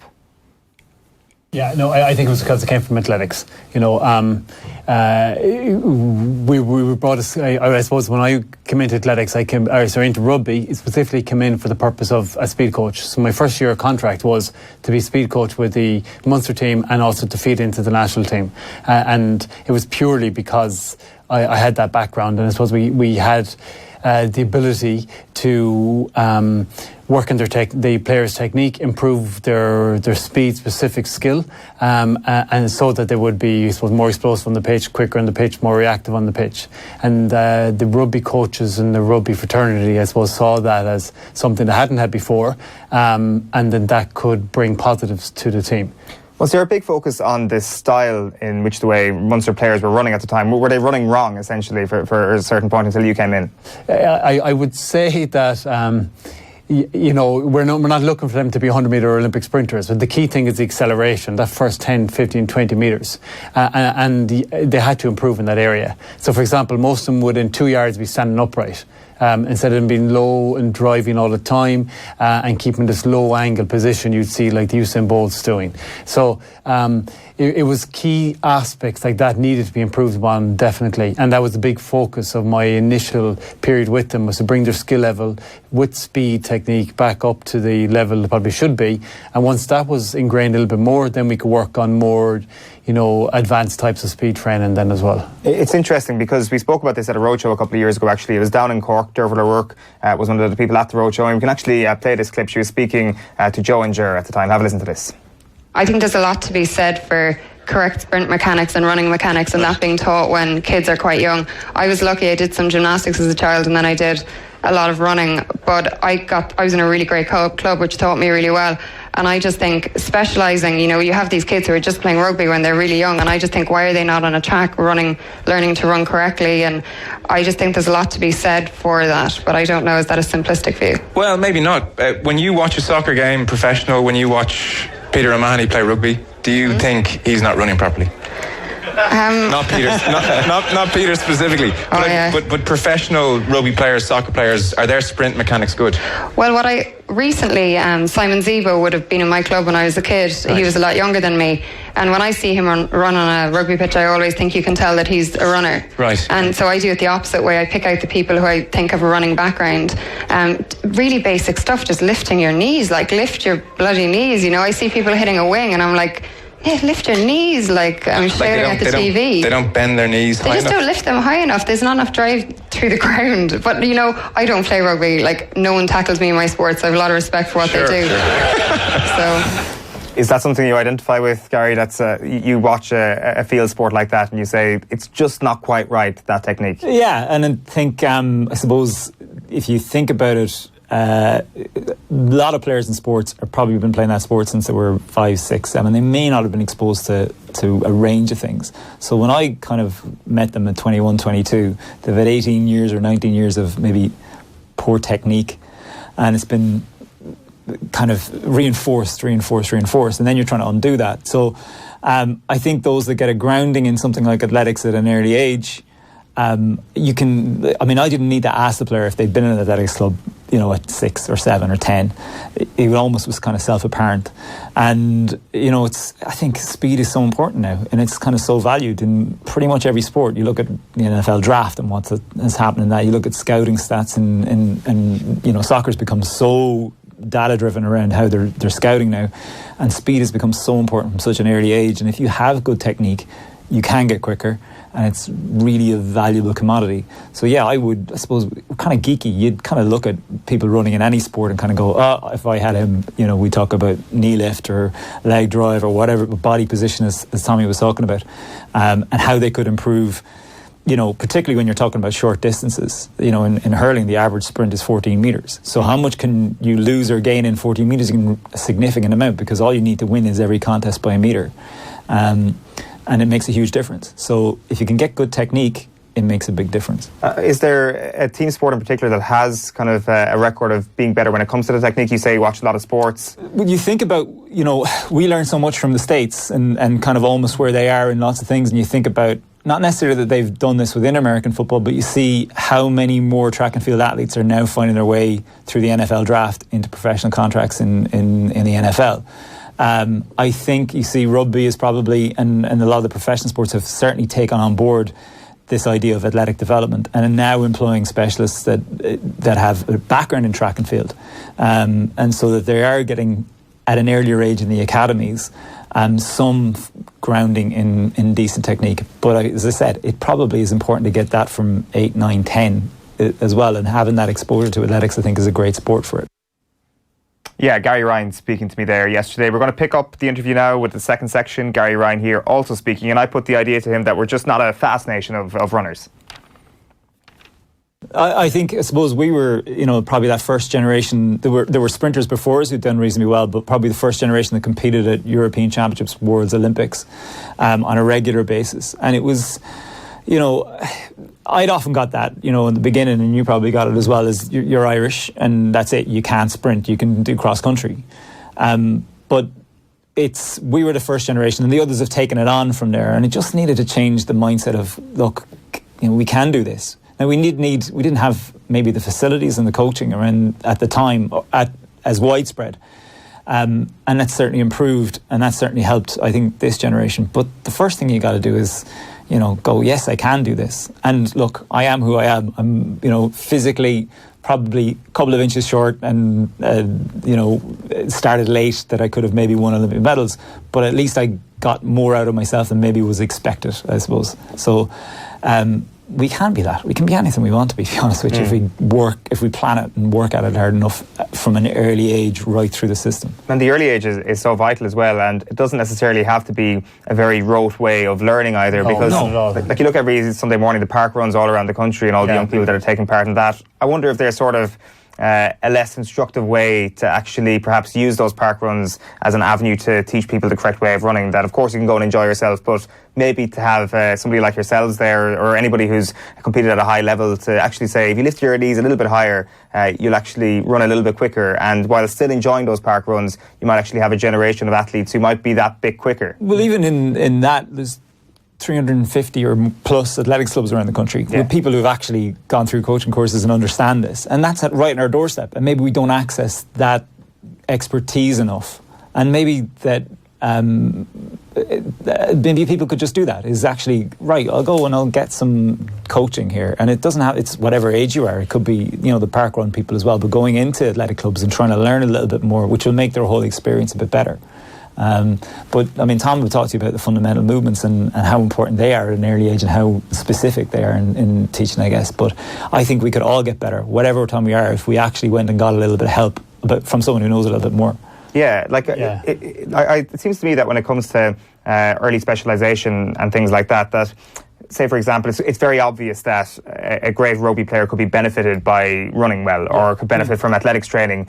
Can it work the other way when it comes to cross-pollination, that somebody who's a sprinter can benefit from playing a ball sport, for example? I'm sure they can, but it's more it's less of kind of a motor skills based thing. It's more to do with the idea of actually training your mind to think about situations in a different way. Am I correct in assuming that? Yeah, you are. Like they are distinctly different. Athletics probably feed in more to those team sports, but regardless of that, like any child or any youth should be sampling all these different sports and having the opportunity just to be engaged. Because even if they play rugby and end up being a sprinter, they'll build up skills from rugby, endurance, resilience, goal setting that they could apply to other sports. So it is a massive issue at the moment where kids are just doing one or two sports, or in certain areas where that's the only sport. For example, it might be GAA or rugby, or athletics is the only sport in that area. And do we know if that's a growing trend? The specialisation of one sport, that you say there's more and more people just picking one from an early age and sticking with that? Is it, say, more than it was 10 years ago, or I'd say probably similar. You might get your youth, your kids who are 5, 6, 7, 8 doing different sports, but if they're in a school, for example, and that school is very soccer focused or rugby focused, they probably tend towards that sport only, and then it's up to that sport. If that sport is not covering all fundamental motor skill basis, and some clubs are particularly good, especially at the youth level, of spending the first half an hour of a session just doing fundamental skills and not that sport, but they might be isolated pockets. But if they're doing athletics and bringing and developing those skills and still doing their rugby or their hockey or their Gaelic football or camogie, then they can transfer that over to it. But it does give the opportunity. The thing with any of these skills as well is not actually just running a drill. So if you run a drill and you're sprinting, that's fine. But unless you have a coach there who's able to pick out your faults and correct your faults, your skill level won't improve. It doesn't happen naturally. You need some coaching on these areas, and they need to be set up where you're given some feedback, you're given some direction to try to get you to what they call this mastery level of fundamental motor skill. I read that the early specialisation can actually lead to an increased chance of injury within young people. Is that true? Yeah, injury, dropout, and less sporting success as well. Why is that? What's the idea behind the injuries section? Is that because of just more repetition doing the exact same things and not training your body in a different way, or do we know? Well, anecdotally, I suppose I worked with athletes in a few different sports, and when they get to take running as a really good example, if you've been hurling, two of the things that are really, really developed are catching and striking. They're unbelievably good, but they haven't been taught from an early age, or they haven't been taught by someone who's an expert in the area about how to run. So they get running technique that's with bad habits and poor technique, and actually that exposes them to a higher risk of injury. Okay. So that would be kind of one example of it. So if you don't have the skill at an adequate level, then you are probably more likely to get injured. Right, so it's just a lack of education really in their movement on the pitch. Yeah. It's the same with landing. If you land incorrectly, you're more at risk of an ACL injury. And fundamental skills and athletics would teach you how to land in the right position. So you're offloading the knee joint essentially, so you're not putting yourself at risk of certain type of knee injuries. And if you don't have good landing mechanics, then you are. If you're landing from a height to catching a ball and can't land correctly, that poses an issue as well. Do you think that there's any benefits for early specialisation? Is there a sport that would benefit quite well from early specialisation, or is it really across the board you shouldn't be specialising early? Well, you have your swimming, for example, which is very much early and competing early. So that's possibly one sport, but potentially that poses issues as well for swimmers because they're not weight bearing, and that poses issues with regard to bone health. So there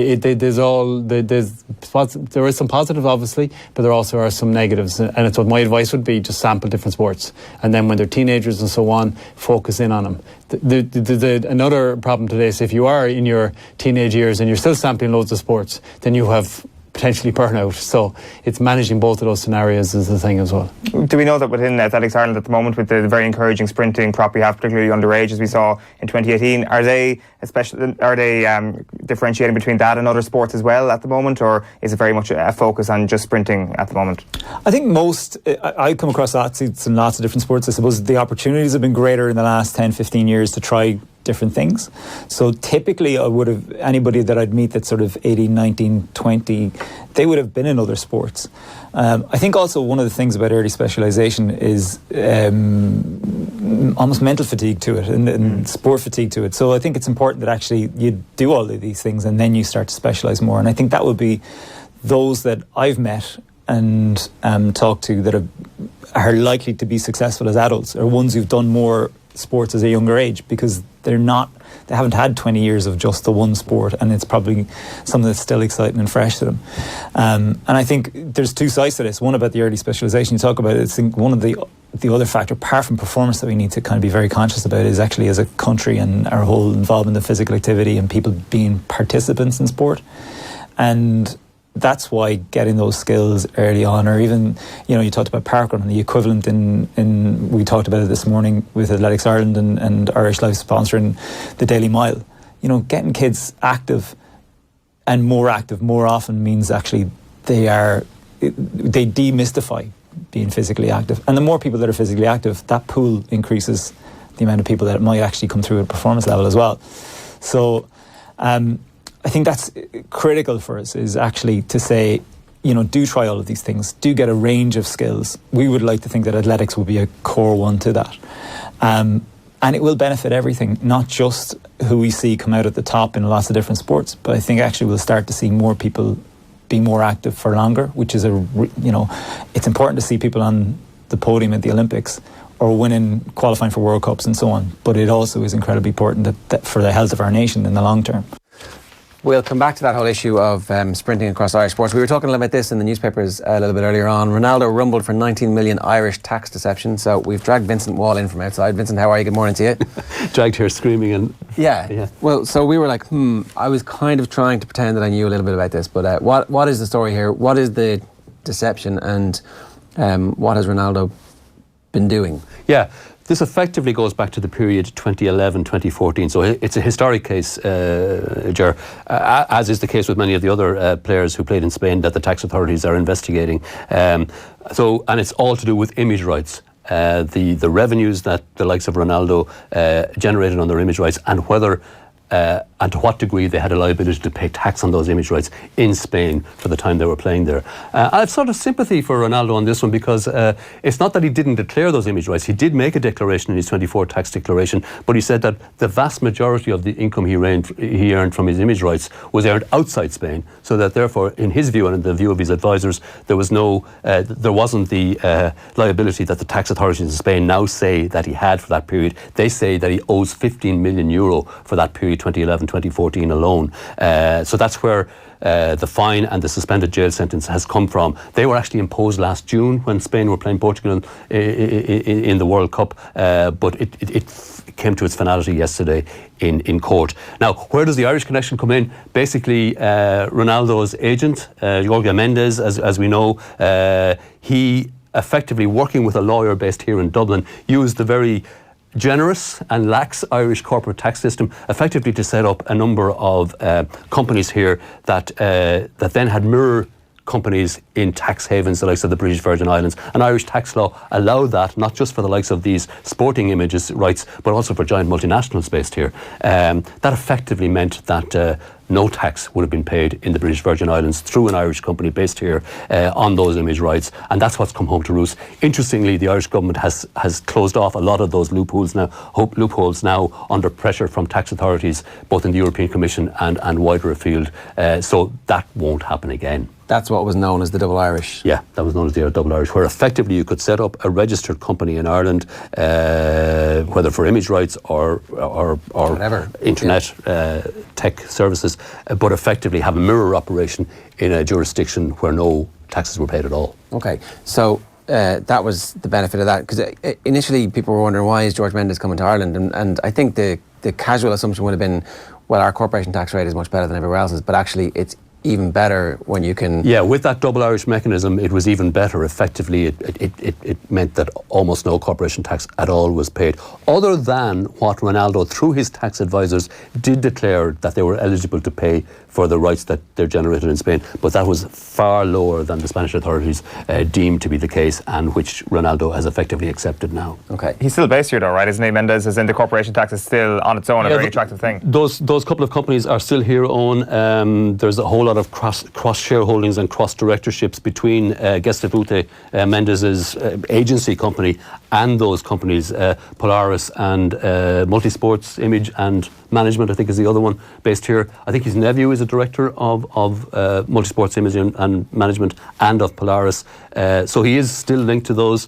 And you could argue that image rights generated outside of Spain could still be channeled through here and pay 12.5% corporation tax here, as distinct from no tax through the double Irish mechanism. But I suspect other jurisdictions will be looking at the Spanish ruling now and saying, well, image rights earned while a star footballer was playing in our country, like the German league or the Italian league, they'll be looking at those kind of revenue sources as well, I think. Yeah, because I mean, there was an assumption when Messi was the first one done that this was somehow a conspiracy by the Real Madrid authorities but it turned out they were going after everybody. They were going after everybody, and the difference with Messi, the main difference between Messi and the Ronaldo case is that Messi and his father and their advisors didn't declare any earnings at all in Spain. Okay. They basically just didn't declare anything. So now, in the Ronaldo case, the earnings are far bigger, which is why his fine is bigger and why his suspended sentence is bigger. But Messi and his father didn't declare any liability to the Spanish tax authorities at all for their image rights. Do people ever go to prison for this kind of stuff?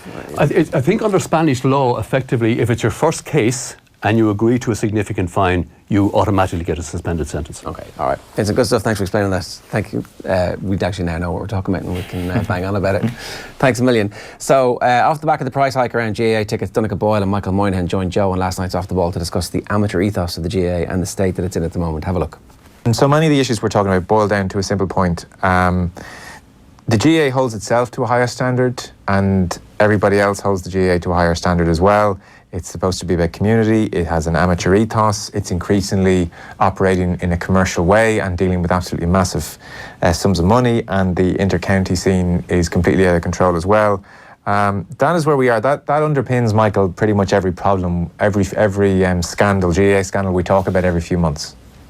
Yeah, I mean, you made it there, and that, the GAA can't kind of take the virtue of dropping prices for an Ireland final replay by €10 and then complain when it gets a rap in the knuckles for putting them up. I mean, Dick referred to the market there, but that's only what the GAA president did, himself.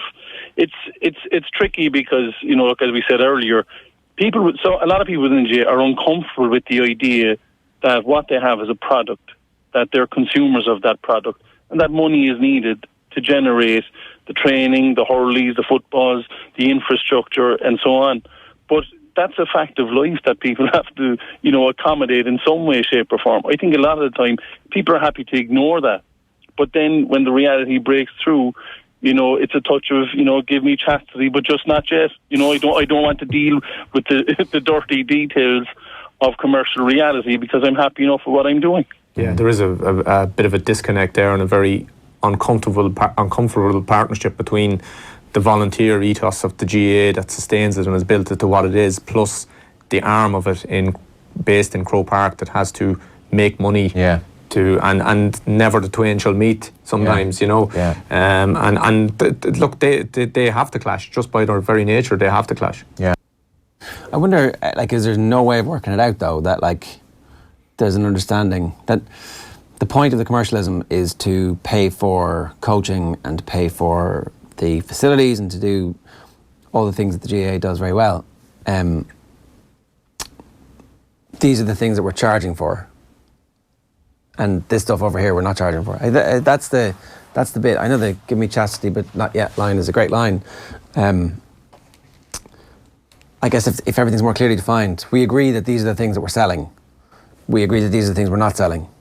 We agree that these are the things that we will try and subsidise the price on.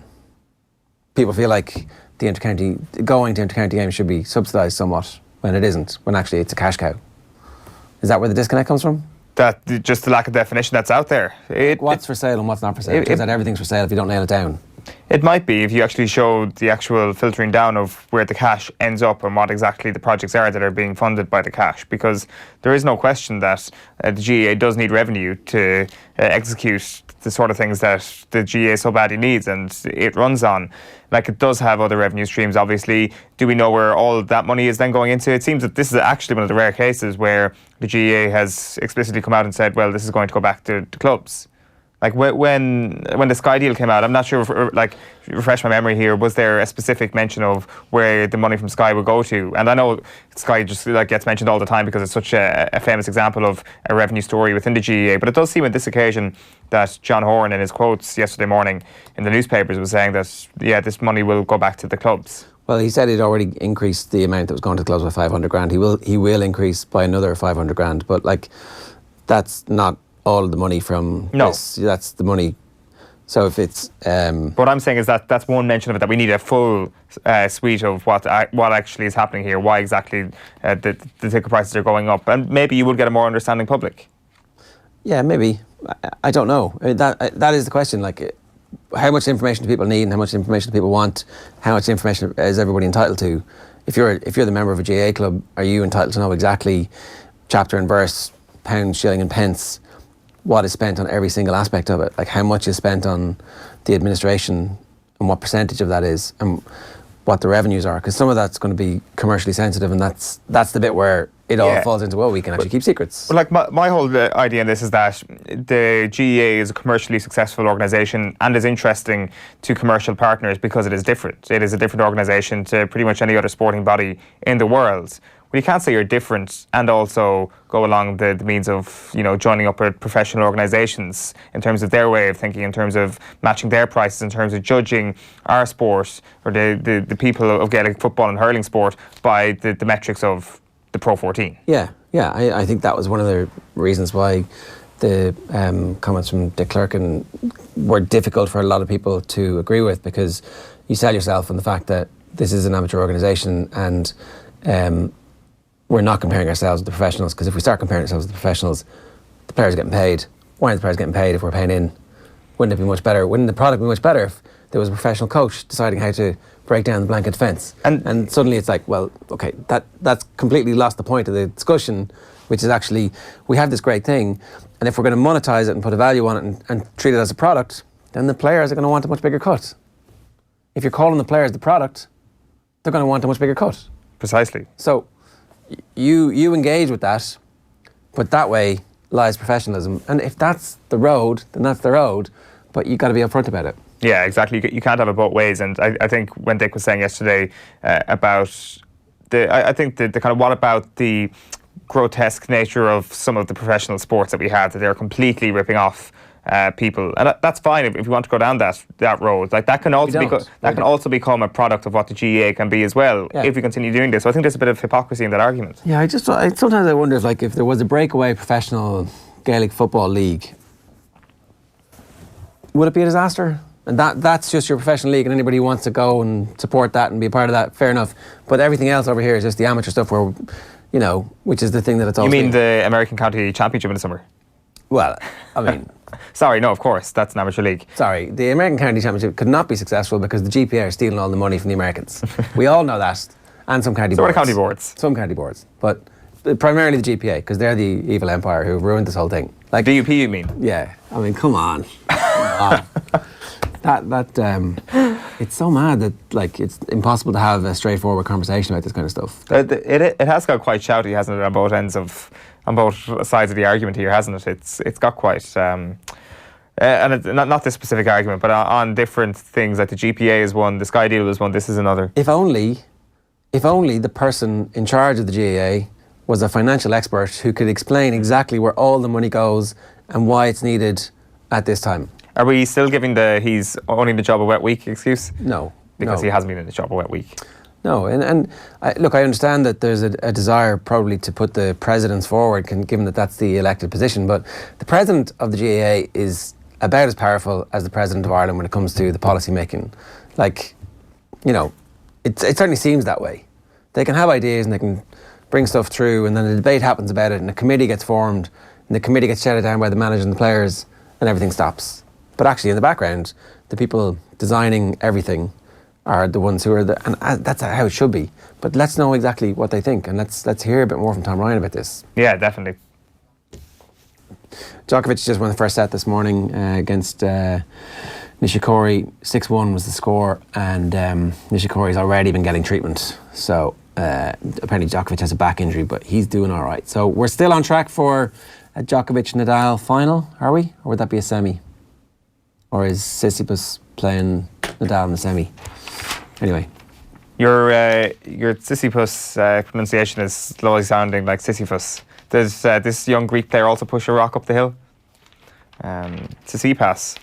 It could be... Tsitsipas? Yeah, could be the man who could be the the cat amongst the pigeons here in this. I'm not sure what the draw is, to be honest with you. Yeah, he's putting it down. That's a semi. Is this a semi? No, this is only quarter. Yeah, so I thought that. Good work on figuring out the seedings for the Australian Open. Sissipas. Yeah. Not Sissipas. Yeah. Why not? That's how he wants it to be. Well, I think Fair so, enough. yeah. I think it's kind of how it's I didn't spelled. realise that was the number 2 seed. So yeah, they're playing in the other semi. So this is obviously to try and get into a semi-final. And he will play... Working this out on the fly is always a good idea, isn't it? the French dude. He is French? Is that... The flag hasn't fully formed on me. So. You have like an HTML computer or something? Puy. Lucas Puy. Good stuff. So I'm looking forward to that particular encounter when it eventually lands on our plate. We did want to talk about the granny rule this morning, just because we want to move away from tennis ASAP.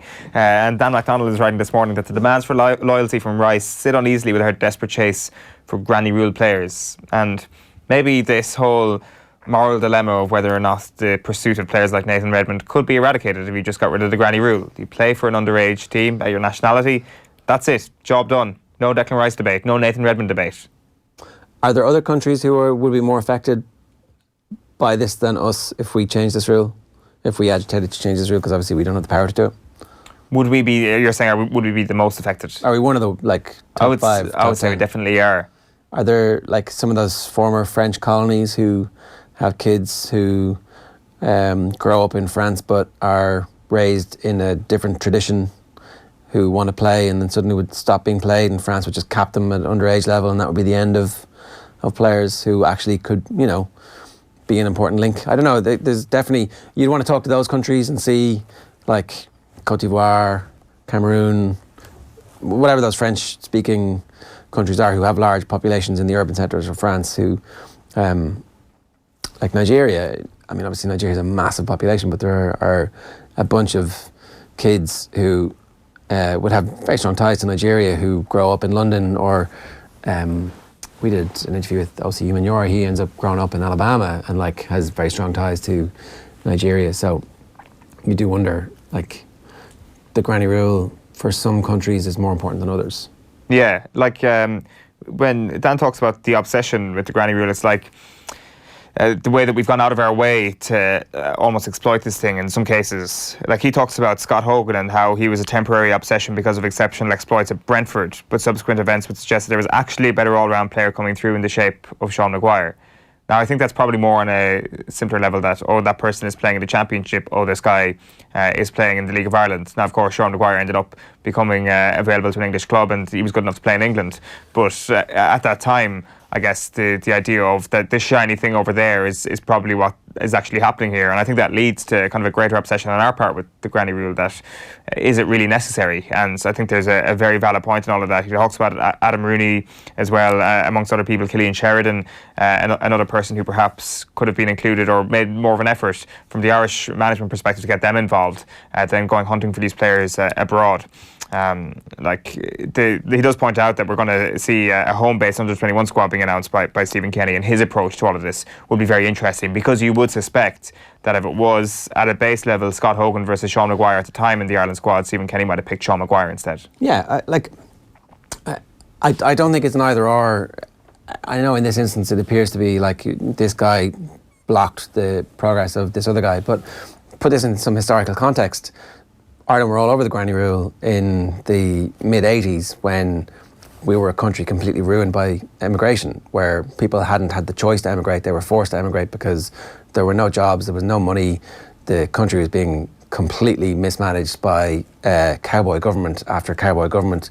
Elections were happening every 18 months and interest rates were at 20%. So all of a sudden we were getting some benefit from the emigration where, Andy Townsend suddenly is a player who at the time was not as good as he ends up becoming.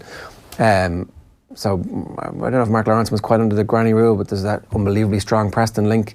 There's a bunch of players who come into the team. Ray Houghton, we've got really strong links with Glasgow. It seemed like it was the right thing to do for the country was to go and say, yeah, we've been absolutely butchered by emigration for, 800 years. Certainly for 100 years. Let's try and get some benefit from this. And we saw ourselves as a more global country than just the 26 counties as it was. So in that context, I think fair enough. Let's go and use the granny rule. These people have Irish heritage. Like, it's only international football. It's not the end of the world. This isn't a war. And if we can improve our outcome, and it's a mutually beneficial thing, and everybody understands it's mutually beneficial from the start, we've got a track record of success with this for both sides, for the players and for the country. If there are some Scott Hogans along the way, if there's a Mickey Evans along the way, but if Declan Rice decides to play for Ireland and becomes a cult hero who plays 15 years and captains us to 2 tournaments, the granny rule is great. Yeah, like, there is levels to this thing as well. There's a Declan Rice situation, which I think everybody would be delighted to see happen. And then there is, say, the Nathan Redmond situation, which I think would raise a lot more eyebrows. Now, personally, we qualify for the next Euros, and Nathan Redmond scores a goal to qualify us, or plays impressively in a couple of results that are crucial in our qualification. And I'm not complaining. And I think most people would probably fall in line, because, as you say, ultimately, it is international football. It isn't life or death. You're not exactly nailing your colours to the mast here as some sort of nationalistic representation of who you are as a person, or how you can be personally offended by this sort of thing. I'm not sure too many people are. I'd say increasingly people are, and I'd say jingoism is massively coming into this whole nation of, we are one Irish nation. And I think that's happening that's generally happening in the world at the moment. So I certainly would be very uncomfortable about beating a drum for, Irish born, Irish bred, Irish speaking. Not for me, thanks. Are you saying those people who support Ira exit are mostly against the Nathan Redmond situation? I'm saying that they're they would be appalled by it, and so I think most reasonable people would frown upon Nathan Redmond being selected for Ireland, and then smile upon Nathan Redmond being selected when we qualify for the Euros. Digger says, good morning to you, how you doing? Huge emphasis every Saturday in training in Kerry under 14 development squads in running technique. Kids who have a background in athletics stand out like a sore thumb for good reasons on a pitch. Hashtag OTB AM. That's interesting, and again, it's great that that's happening, right? Because lives and playing careers can be transformed by learning how to sprint. This is the other thing. It's this talent is given to you. It's like innate. You can't make people faster, but actually you can make people way faster. Yeah, and I think make them jump higher. You can make them more elastic. You can do loads of things. The thing is, obviously, that's under 14 development squads. They're the very best in the county, being taught how to run properly, and the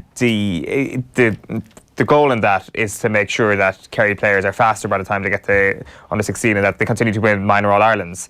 And that's great. I'm not saying that that's a negative thing at all, but hopefully that's the start of something else, that perhaps the very central hub of the sporting community down there, which is the GAA, actually looks around and says, actually, we could help everybody. Yeah. And if they end up spreading their wings and picking athletics over football or whatever it may be, then that's fine as well. A bit more of a security in your own brand, perhaps.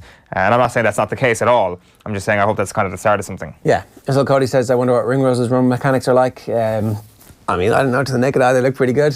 He's got he's got a glide. He does.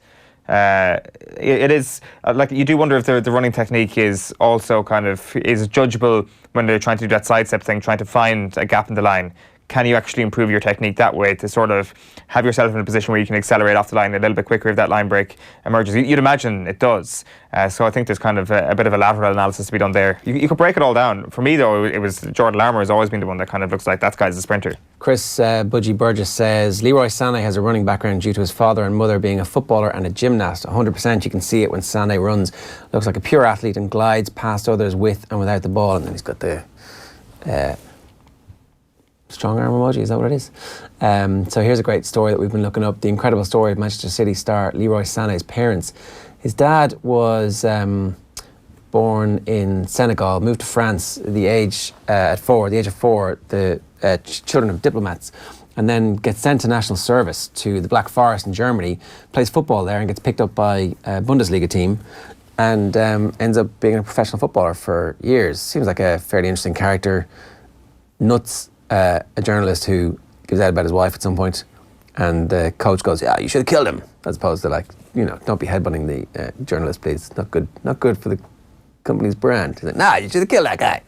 So obviously he found a coach that suited him. But his ma was a rhythmic gymnast who wins a medal in the '84 Olympics. Is that it? Was there an Olympics in 80? Yeah, there was. Yeah. LA.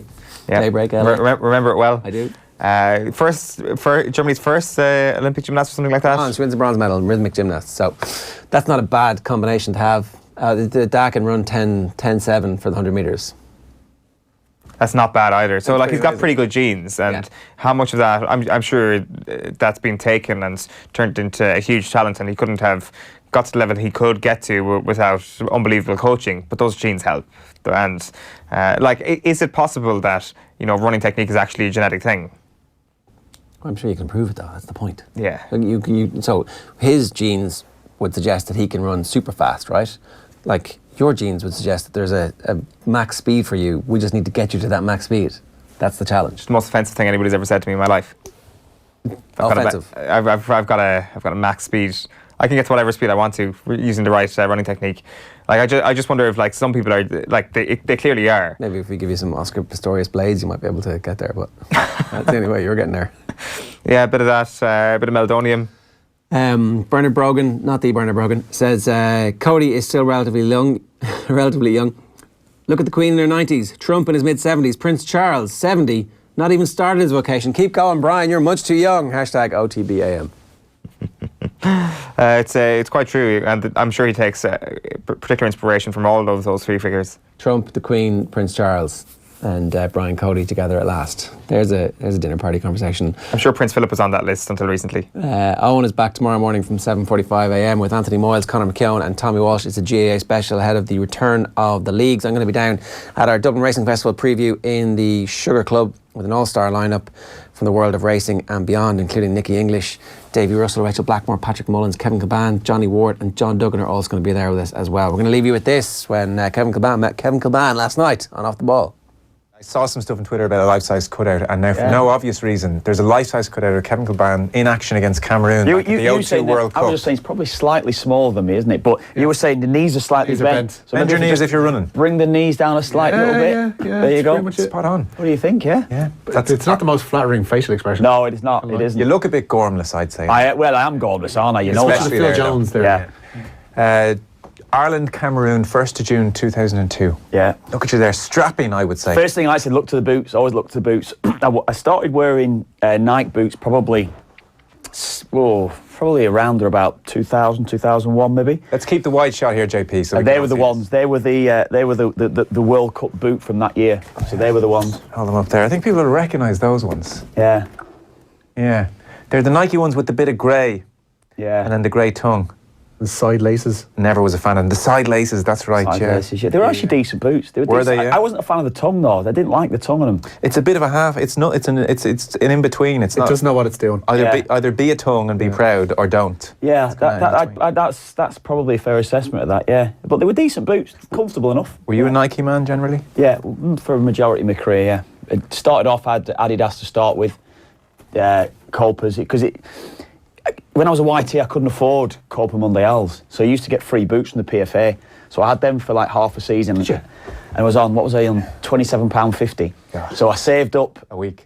Yeah, £27.50 a week. So I saved up for quite a number of weeks. So probably just after Christmas, I bought myself some Copa Mundials. Always wanted a pair of Copas, and then I bought them, and then that was it. Because we had the AstroTurf at Preston as well.